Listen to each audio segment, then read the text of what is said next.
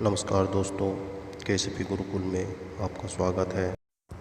IPC segment का यह पहला वीडियो है जिसमें हम आईपीसी के सामान्य परिचय के बारे में देखेंगे। आईपीसी से संबंधित और वीडियो को देखने के लिए हमारे केसीपी गुरुकुल चैनल को सब्सक्राइब करें, लाइक करें और हमारे ट्विटर, फेसबुक अकाउंट पर जाएं जिसकी लिंक नीचे दी गई है। दोस्तों, देखते हैं आईपीसी का सामान्य परिचय। दोस्तों, भारतीय दंड संहिता के सेगमेंट में आपका स्वागत है। आज हम अपने लेक्चर में भारतीय दंड संहिता के सामान्य परिचय के बारे में देखेंगे। भारतीय दंड संहिता 1808 को प्रवृत्त हुई थी। भारतीय दंड संहिता को कुछ अध्यायों में बांटा गया है और उन अध्यायों में कुछ धाराओं में बांटा गया है। भारतीय दंड संहिता में कुल 23 अध्याय हैं और उन 23 अध्यायों में कुल 511 धाराएं हैं। अध्याय और धाराएं, इन दोनों का विस्तृत लेक्चर हम आगे देखेंगे। आज हम सामान्य परिचय देख रहे हैं। भारतीय दंड संहिता के अंदर भारतीय दंड संहिता के कुछ उद्देश्य हैं जिनको बताया गया है। भारतीय दंड संहिता में अपराध की प्रकृति, अपराध के तत्व, अपराध के जो मानसिक तत्व होते हैं उनके विषय में और अभियुक्त का संरक्षण, इन सभी अधिकारों का मिश्रण भारतीय दंड संहिता में बताया गया है। और यह एक संहिता है जिसमें दंड के विधानों को बताया गया है। भारत में कोई भी कार्य अगर अपराध है तो उसका दंड भी होता है। तो भारतीय दंड संहिता आईपीसी में दंड के विधानों को बताया गया है, किस अपराध के लिए क्या दंड होगा, कौन सा अपराध है, कौन सा कार्य अपराध है, यह सभी विस्तृत जानकारी आईपीसी में बताई गई है। आईपीसी का मुख्य उद्देश्य यह है कि भारत के लिए एक साधारण दंड संहिता का उपबंध करना समीचीन है। भारत में कोई भी कार्य जो अपराध है उनका दंड होना आवश्यक है। यह उसका आईपीसी का मुख्य उद्देश्य है। संहिता का नाम और उसके प्रवर्तन का विस्तार आईपीसी में दिया हुआ है। आईपीसी की धारा 1 कहती है कि यह अधिनियम भारतीय दंड संहिता कहलाएगा और इसका विस्तार जम्मू कश्मीर राज्य के सिवाय संपूर्ण भारत पर होगा। आईपीसी में अपराध की प्रकृति और परिभाषा को भी बताया गया है। अपराध विधि द्वारा दंडनीय है क्योंकि यह अधिनियम द्वारा निषिद्ध है या लोकहित के लिए हानिकारक है। कोई भी अपराध है उसका दंड आईपीसी में दिया हुआ है। ब्लैकस्टन अपराध को इस प्रकार परिभाषित करते हैं कि संपूर्ण समुदाय के सार्वजनिक अधिकारों एवं कर्तव्यों के उल्लंघन के रूप में किया गया कार्य अपराध है। संपूर्ण समाज के अधिकारों के अतिक्रमण के रूप में किसी अधिकार का उल्लंघन अपराध है।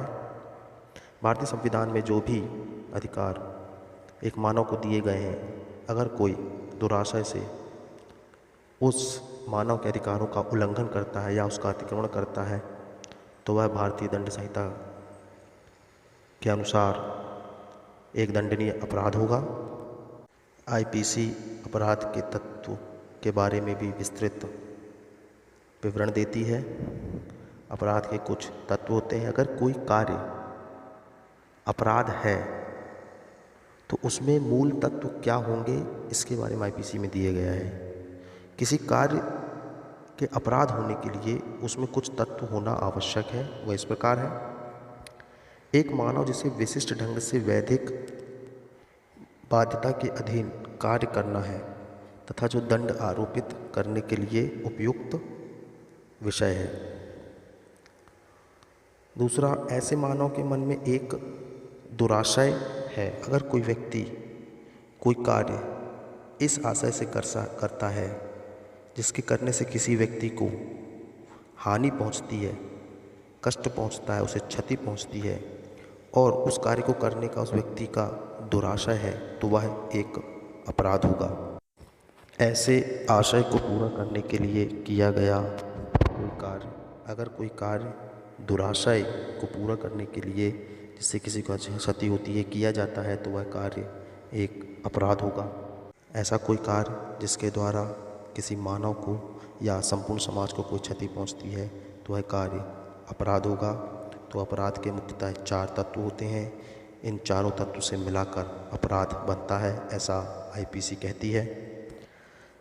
किसी कार्य का अपराध होने के लिए उसमें मानसिक तत्व का होना बहुत ही आवश्यक है।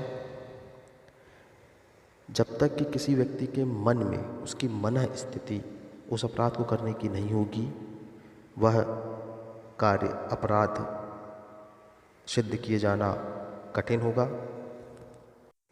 दुराशय का अर्थ, कोई व्यक्ति आपराधिक प्रकृति की कार्यवाही में तब तक दंडित नहीं किया जा सकता जब तक यह साबित न कर दिया जाए कि उसका मन दूषित था।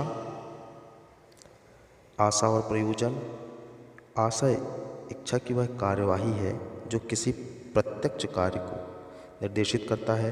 प्रयोजन वह संयोग है, संवेग है जो इच्छा की कार्यवाही को प्रोत्साहित करता है या ऐसा व्यक्ति का अंतिम उद्देश्य है।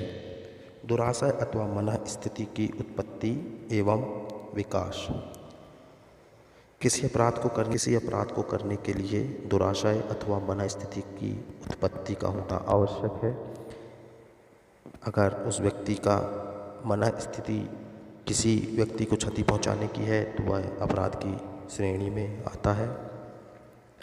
दोस्तों, आज हमने सामान्य परिचय में आईपीसी के यह देखा कि अपराध क्या है, अपराध के तत्व क्या है, अपराध की मानसिक तत्व क्या है, अपराध की परिभाषा क्या है, जो आईपीसी है वह कब प्रवृत्त हुई और उसका विस्तार कहाँ तक है। दोस्तों, हमने इस लेक्चर में यह भी देखा कि आईपीसी कितने अध्यायों में बटी है, आईपीसी में टोटल कितने सेक्शंस हैं, कितनी धाराएं हैं। अब आगे जो लेक्चर होगा उसमें हम अध्याय, जो 23 कुल अध्याय हैं, उनको क्रमानुसार देखेंगे कि आईपीसी में कौन कौन से अध्याय हैं। तो अगला चैप्टर, अगला वीडियो हमारा अध्याय से रिलेटेड होगा। अतः आईपीसी से संबंधित नए नए वीडियो और नई जानकारियों को देखने के लिए हमारे चैनल को सब्सक्राइब करें।